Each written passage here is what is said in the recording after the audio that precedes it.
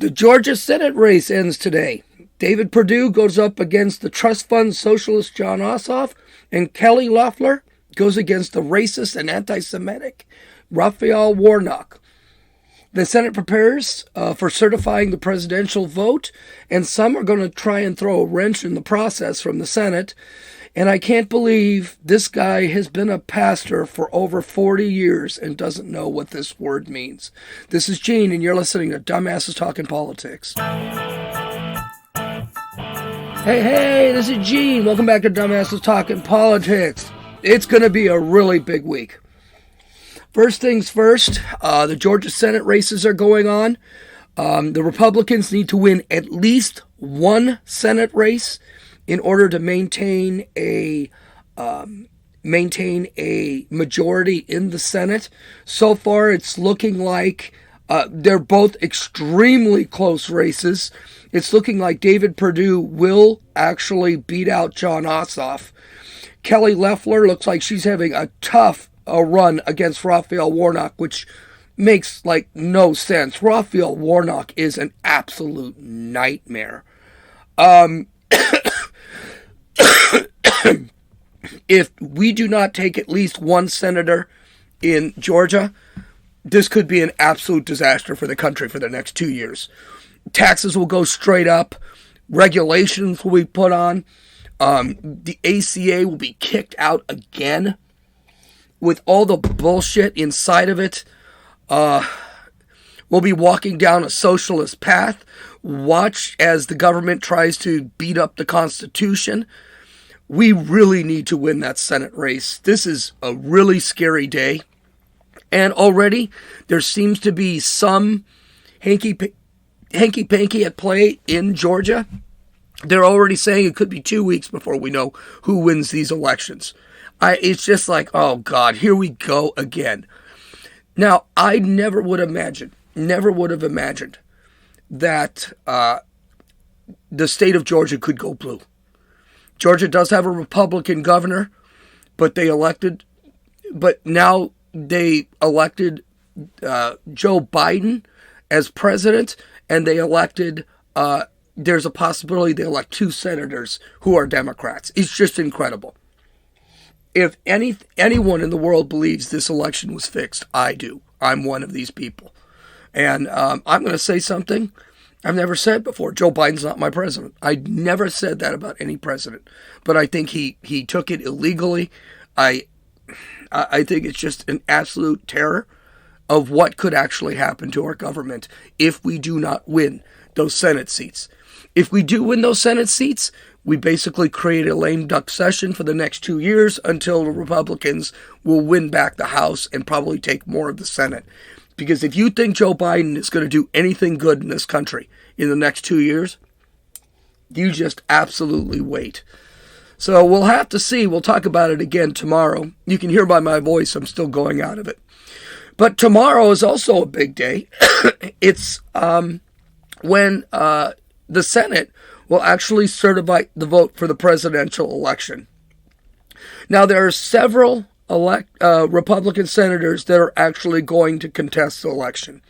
Those senators include Ted Cruz of Texas, Ron Johnson of Wisconsin, James Lankford of Oklahoma, Steve Daines of Montana, John Kennedy of Louisiana, Marsha Blackburn of Tennessee, Mike Braun of Indiana, and Senators-elect Cynthia Lummis, Roger Marshall, and Bill Hagerty.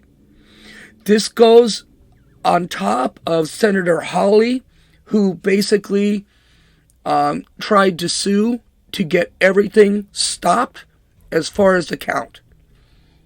Now, is this something really bizarre? Not at all. It did happen in 1877. They actually had to create an amendment. It was under the 12th Amendment, where they talked about people arguing about states' electors. Now, in 1877, this is when Rutherford B. Hayes actually went up against Charles Tilden.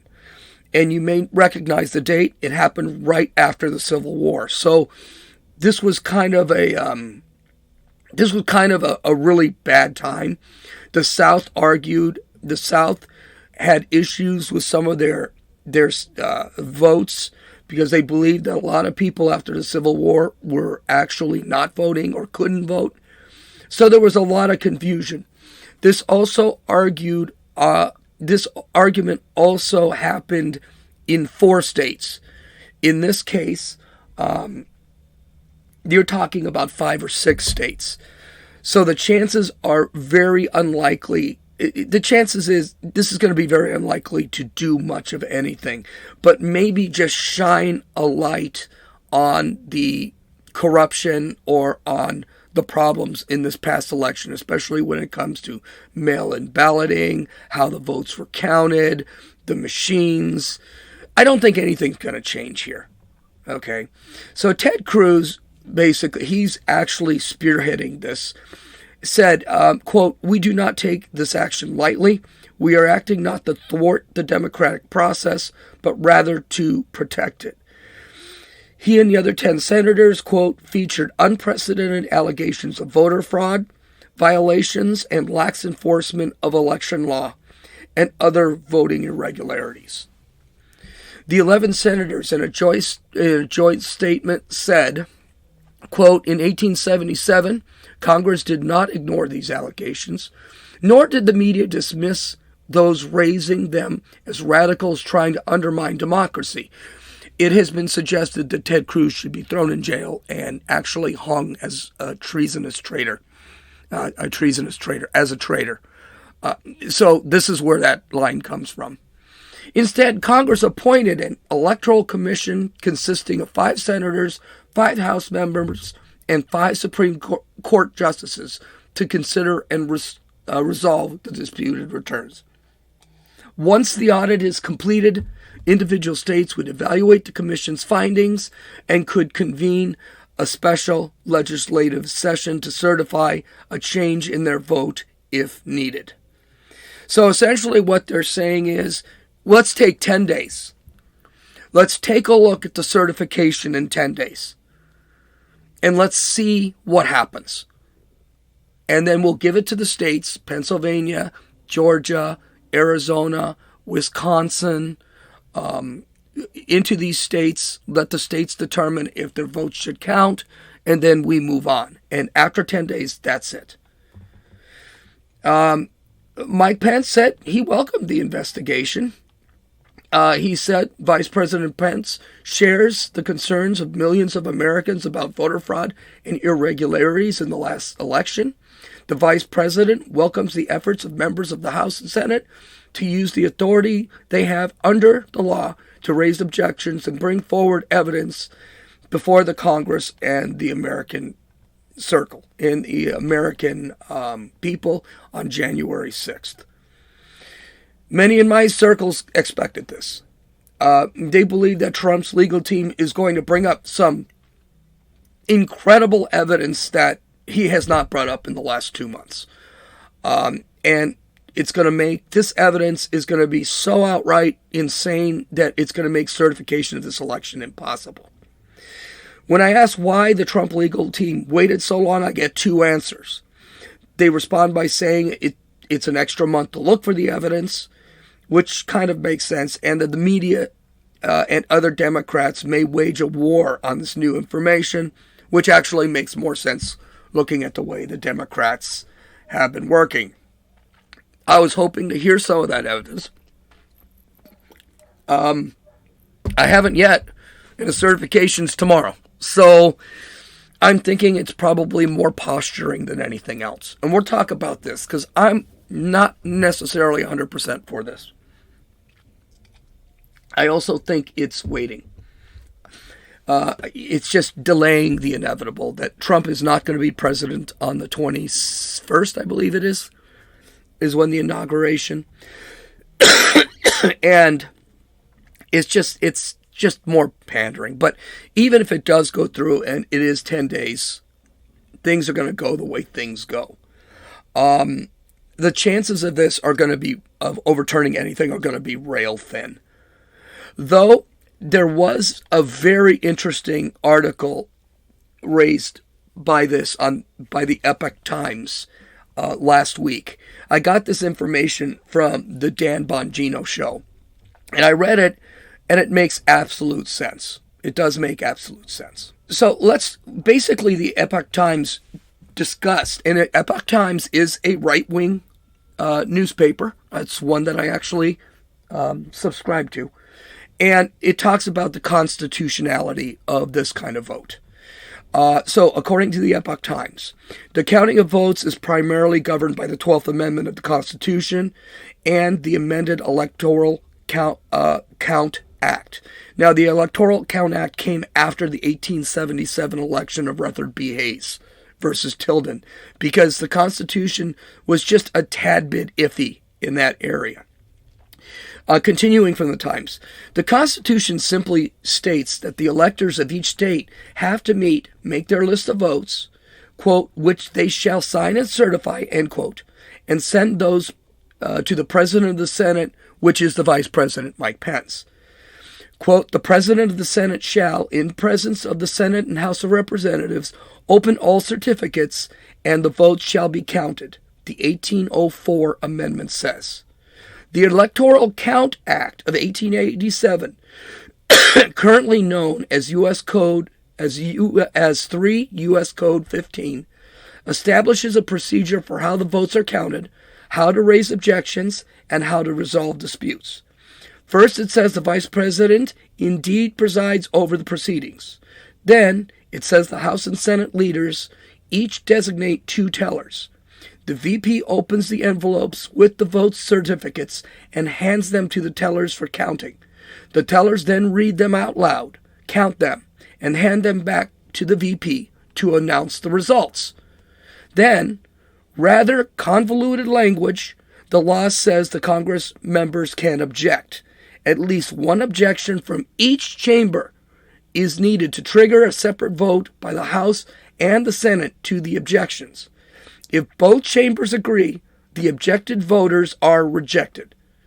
That's virtually out of the question given the Democrats' majority in the House. So there you go. So this is completely legal. There's nothing bizarre. It's going through a constitutional amendment and a constitutional law, a law that says how these things are going to be counted. Ted Cruz and those other 10 can object to this. It's absolutely no problem with that. It's not treasonous. It's not stopping the president. It's not stopping President-elect Biden from being inaugurated on the 21st. It's just a legal challenge. But because this challenge needs to be approved by both the House and the Senate, it is extremely unlikely that this is going to actually do anything. And since there has been no evidence of fraud, of mass voter fraud, and there's evidence of fraud, but it has to be enough evidence that says, well, we can overturn 100,000 votes in Pennsylvania, or 50,000 votes, or whatever it was in Pennsylvania. Since there doesn't seem to be that level of evidence, this is probably going to lead to a quick vote. It'll be rejected, and it'll be moved on. Now, one of the things that a lot of folks have been saying incorrectly in the media is that Vice President Pence can overturn this election. That is not the case at all. Vice President Pence can only vote on either objecting or accepting the objections. At that point, if he accepts the objections, it would then go to a vote in the House and the Senate, and then we already know that the House would never vote to accept these objections. So that really doesn't lead to anything. So it isn't Mike Pence that's going to do this. Now, this is not the first time that objections have been done. They were done in the 2004 elections. They were done in the 2008 election. It was done in the 2016 election under Trump. And you'll remember who was the president of the Senate in 2016. It was Joe Biden. And Joe Biden basically dismissed all of the objections. He did not go for any of the objections because there was no basis for him. If I was to guess what Mike Pence would do, he would acknowledge the objections and he would dismiss them because there has to be some evidence. And so far, we just haven't seen enough of the evidence. Now, what do I think about this? I think it's going to lead to nothing. I think it's just going to make the process look like it did in 2016. There's going to be a bunch of people objecting to it. Joe Biden will be president. Kamala Harris will be president 3 months from the 21st. Mike Pence has no power to do anything about this. He has no power to overturn the election. Thank God. He shouldn't try. I think tomorrow night or on the 7th,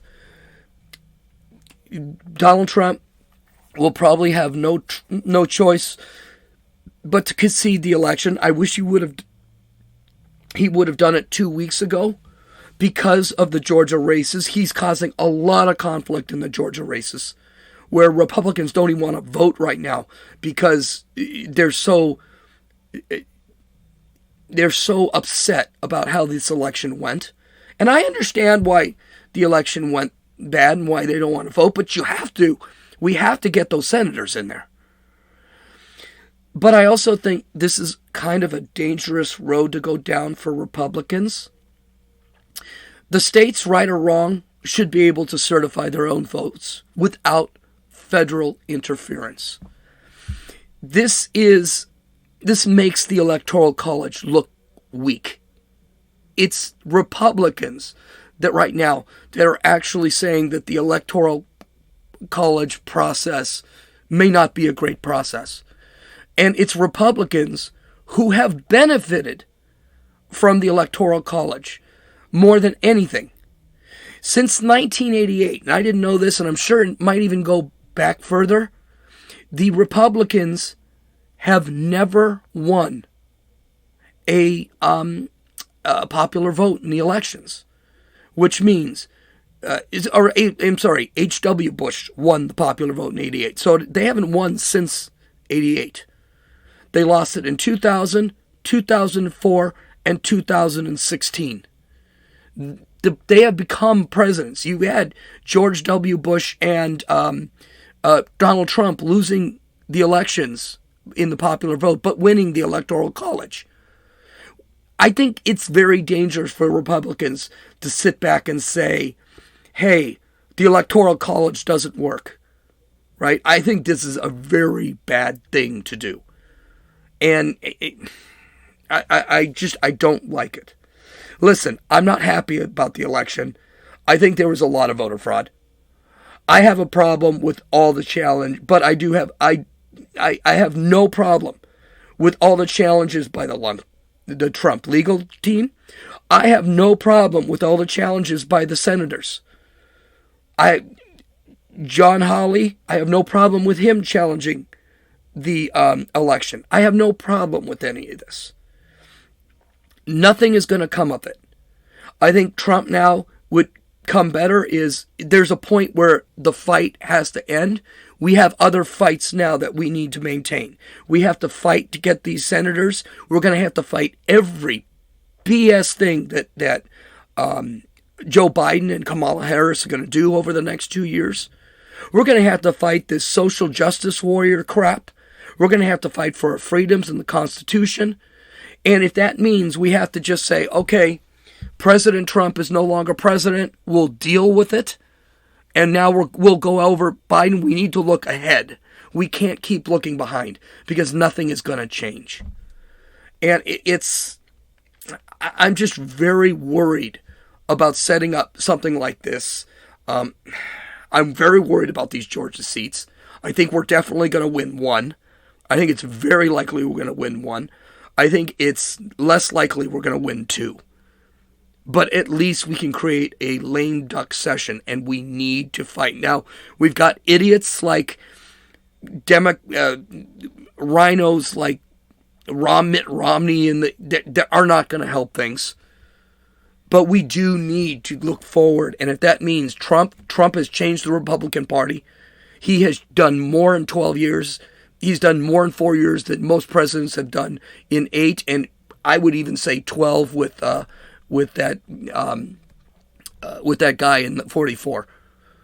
Okay, Roosevelt. But I really think we need to move on, and we're just going to need to prepare for what's going to happen in the next 2 years and stop looking behind. So, here's a great story. If you thought that stupidity was going to end with 2020, nope, it didn't. Representative Emmanuel Cleaver, who's an ordained United Methodist minister, opened the first session of the 117th Congress on Sunday by praying in the name of a Hindu god and twisting the word amen so that he could basically virtue signal about gender. This was absolutely incredible. Listen to this. May the God who created the world and everything in it bless us and keep us. May the Lord make his face to shine upon us and be gracious unto us. May the Lord lift up the light of his countenance upon us and give us peace. Peace in our families, peace across this land, and dare I ask, O Lord, peace even in this chamber, now and evermore. We ask it in the name of the monotheistic God, Brahma, and God known by many names, by many different faiths. Amen. And a woman. Okay, let's go through some of just the stupidity in this whole thing. So he mentions, the monotheistic God. He's talking about the Christian God, the Jewish God, Yahweh. Why a Methodist minister can't just revert to God, I don't know. And then he brings up Brahma, who is the four-faced Hindu, who, according to the Encyclopedia Britannica, Brahma is a four-faced Hindu deity who was born from a golden egg and created the earth and all things on it. He was later believed to have come out of a lotus and emerged from the navel of Vishnu, another Hindu deity. I don't know about you. Maybe I'm way off. Why can't you name God, but you can name Brahma? How does that make sense? And we're going to get into this because this just fries the crap out of me. This really does. Next, the word amen. And then he translated to amen and a woman. Amen is actually Hebrew, and it means faithfulness and fidelity. It is agender. It has nothing to do with gender. It's a Hebrew word. It's been around forever. It's good to see that the left can't get away from being stupid. And I think that's a great thing. Two reasons I think that's a great thing. One, it's fun. It makes politics funny. I personally think this was really funny. I think there's an underlying evil that I want to discuss.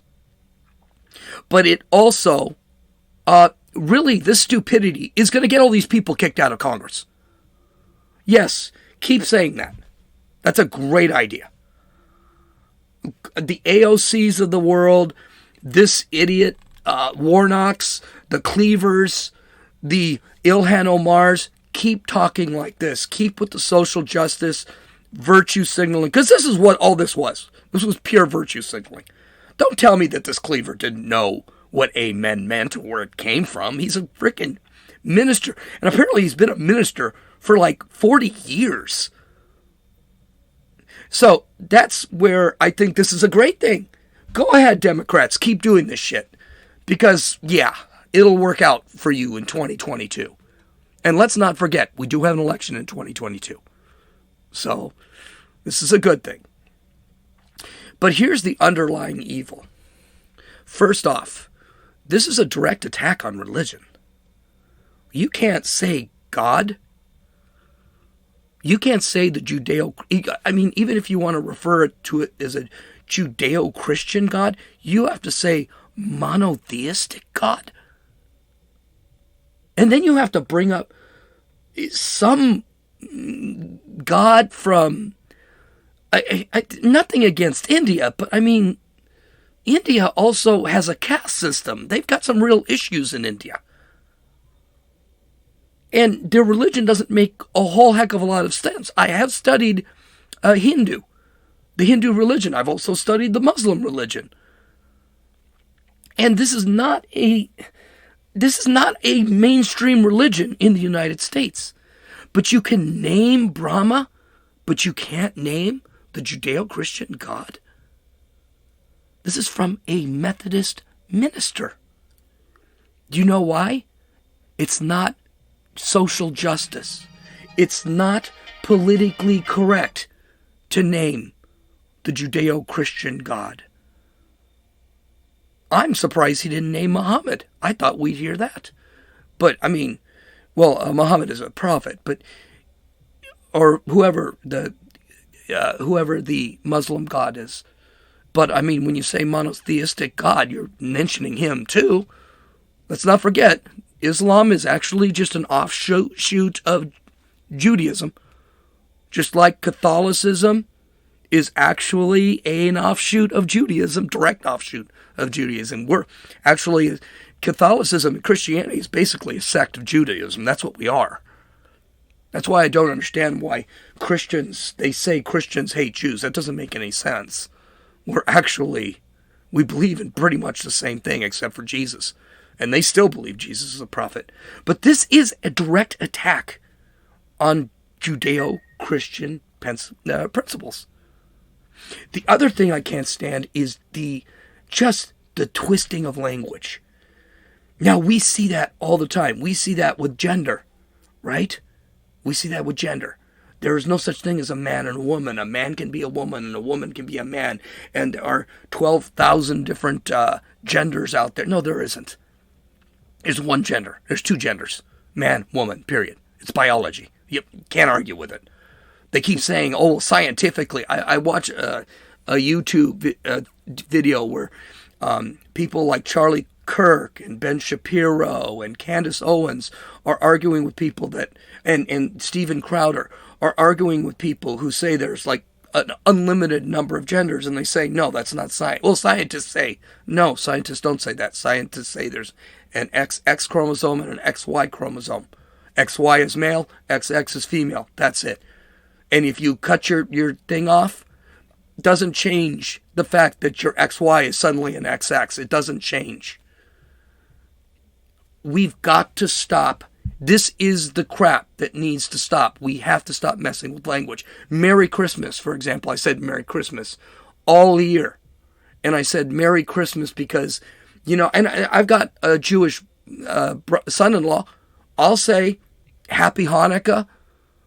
If you're a Kwanzaa person, for whatever reason, I'll say Happy Kwanzaa. But I'm not going to sit there and say Happy Holidays. It's not my holiday. My holiday is Christmas. Merry Christmas. If your holiday is Hanukkah, I've had people, when I've said Merry Christmas, oh, I'm Jewish. Oh, Happy Hanukkah. I will actually just go with that. We cannot stop this changing of religion, especially a woman, a man. When we start changing the definitions of language, I can't stand that. Especially me studying literature and some linguistics in college. Words have meanings. And we've got to stop changing the meanings. And this is part of the crap we're going to need to fight over in the next few years. We're going to have to fight over protecting our religious rights. Because guess who's going to destroy our religious rights? Joe Biden and Kamala Harris. AOC. Bernie Sanders. Warnock, who's running for Senate in Georgia today. We've got to stop changing words. Because if you think we're too far out from Canadian law, where if I misgender you, and I use misgender in air quotes because that's not a thing. If I sit back and call you a he and you actually want to be called a they, I can get fined or go to jail. We could end up with commissions. There's actually already Nancy Pelosi wants to put a diversity commission into the House. This diversity commission is going to be all about gendering correctly and all about anti-racism, which I think is a bullshit thing too. All of this stuff that is not this country. And how long, when they put a commission in there, how long before a commission like that becomes like the EPA? And then suddenly we have a diversity agency. And then that agency starts creating laws that we have to follow and can get fined for. We're not that far from that. That's where Canada is already. Canada is fining people for misgendering. This is what we need to fight. This is why this election in Georgia is so important. This is why it's important to always point out, what an idiot. A man, a woman? What? It's not even the same thing. This is why it's important to point out, why will you say monotheistic God, and in his speech, God, the G is lowercase, but you'll say Brahma. You'll bring up the Hindu god, Brahma. Why? Because in that one sentence, he attacked Judeo-Christian values, which, by the way, is the basis of the Constitution. Even though the Constitution is technically secular, it's still the basis of the Constitution. And one of the reasons you attack the Judeo-Christian Christian principles is because then you can attack the Constitution. And you can see that's why anti-racist movement is so dangerous, because it's sitting back and saying, no, that Constitution is just systemically. It's not. That's stupid. And I dare anyone to point to me where in the Constitution does it say anything about anything systemically racist. Matter of fact, all of the slave owners who were men who wrote the Constitution actually argued slavery needed to go away.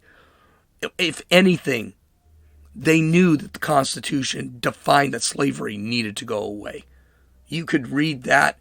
You could read that in the Federalist Papers. They said that several times. So this is the stuff we need to fight. That's why, okay, Trump lost the election. I'm sorry. I disagree with any of my friends that said, and I belong to a group called the Deplorables on Facebook. They all say, it's coming, it's coming. Dude, we've been hearing this for 2 months. Nothing's coming. Donald Trump is this objections for tomorrow. More than likely, Mike Pence is going to overrule the objections because they have no basis. Nothing is going to come of tomorrow. I truly believe that. Just like nothing came in the 2016 elections when the Democrats did the same thing. But it is legal. It is part of the process. So it's a good thing. Okay, you can follow me on Parler at Dumbasses Talking Politics. You can follow me at Twitter at Runninfool, RUNNINFEWL. You can download or listen to this podcast on Apple Podcasts, Podbean, Podcast Addict, Stitcher, and YouTube. You can visit my website at www.dumbassestalkingpolitics.com. You can view all of my links. I also have a couple of links I'll probably talk about tomorrow. I hope you guys have a great day and Happy New Year. This is Gene. You've listened to Dumbasses Talking Politics.